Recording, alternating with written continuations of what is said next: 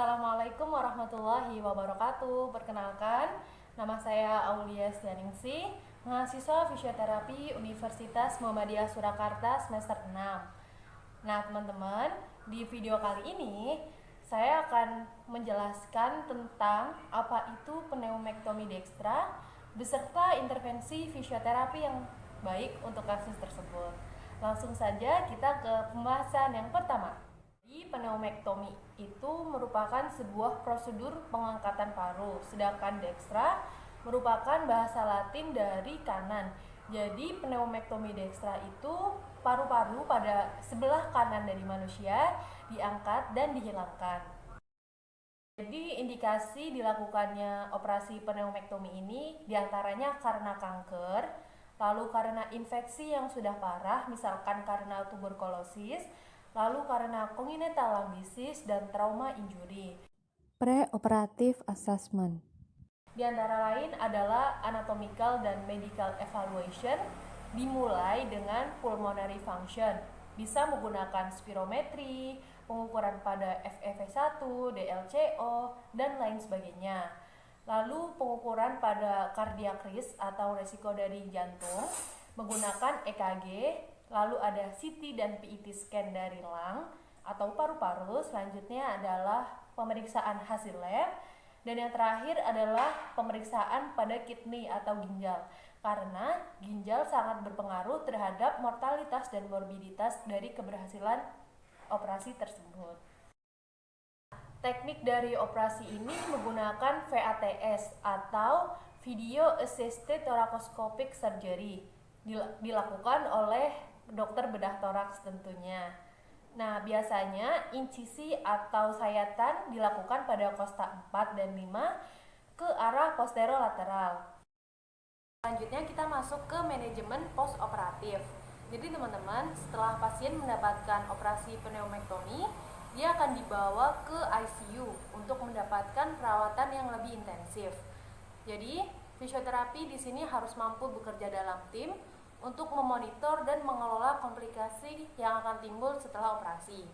Beberapa komplikasi yang timbul disebabkan oleh dua faktor. Yang pertama karena faktor operatif dan yang kedua faktor anestesi.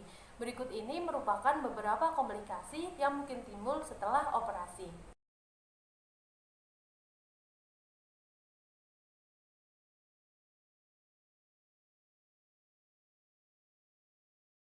Manajemen fisioterapi pneumektomi bisa dimulai dengan melakukan asesmen berdasarkan ICF, dimulai dengan melakukan asesmen muskuloskeletal, pemeriksaan fungsional, kekuatan otot, tonus otot, transfer, berjalan, dan exertion atau energi yang dikerahkan. Yang perlu diingat, ketika fisioterapis memberikan treatment, harus memperhatikan rambu-rambu, terbagi menjadi 3 warna.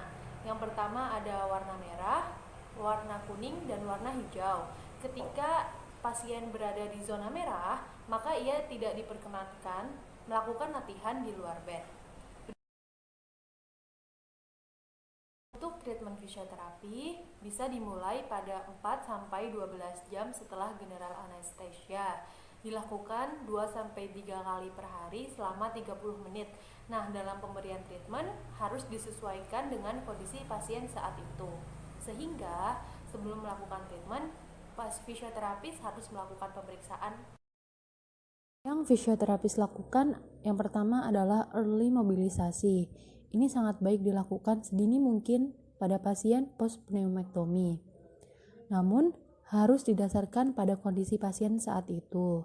Fisioterapis harus memperhatikan rambu-rambu yang ada, seperti rambu merah, kuning, dan hijau.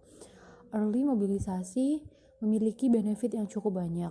Di antaranya, mengurangi waktu di ICU, mengurangi lama rawat inap di rumah sakit, meningkatkan kemampuan fisik, dan menghindari kontraktur jaringan. Kedua adalah positioning, dilakukan dengan tujuan menghindari pressure ulcer, khususnya pada heels dan sacrum. Positioning pasien post-pneumektomi dilakukan dengan menduduk tegakkan pasien untuk mengembangkan sangkar toraks agar pertukaran gas terjadi secara adekuat.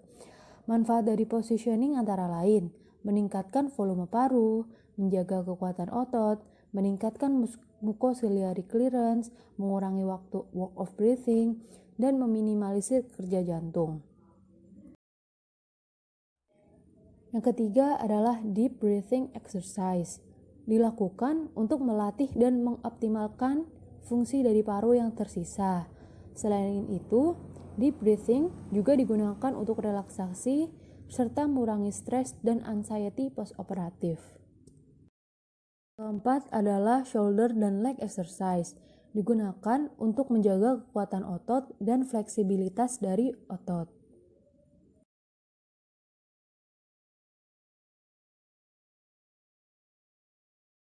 Yang kelima adalah transfer dan ambulasi. Dua hal ini dilakukan sedini mungkin pada pasien postoperatif pneumektomi dekstra, namun harus didasarkan pada kondisi pasien saat itu. Dalam ambulasi dapat dilakukan dengan menggunakan alat bantu seperti kursi roda dan lain sebagainya. Yang terakhir adalah wound care atau perawatan pada luka postoperatif, khususnya pada letak insisi atau sayatan. Selanjutnya adalah evaluasi. Dalam evaluasi ini dibutuhkan outcome measurement atau alat ukur. Di antaranya ada FAST untuk mengukur nyeri, lalu ada the motion mobility index untuk mengukur mobilitas dan transfer, dan yang terakhir ada skala Borg digunakan untuk mengukur exertion atau pengerahan usaha. Ini juga dapat digunakan untuk mengukur pernafasan dari pasien. Sehingga fisioterapis perlu sekali untuk melakukan pemeriksaan pre dan post treatment karena ini merupakan hal wajib dalam memberikan evaluasi pelayanan. Cukup sekian video dari saya. Apabila banyak kesalahan, saya mohon maaf yang sebesar-besarnya. Terima kasih telah menonton. Wassalamualaikum warahmatullahi wabarakatuh.